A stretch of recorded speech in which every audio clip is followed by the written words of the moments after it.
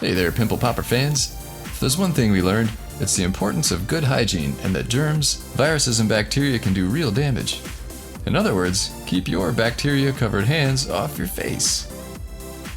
That's why I recommend a professional comedone extractor kit like this. Available from Amazon with Amazon Prime, these exquisite pimple popper tools are made of the highest quality stainless steel, and they come in a handy case. So don't risk getting nasty bacteria and viruses into your delicate pores.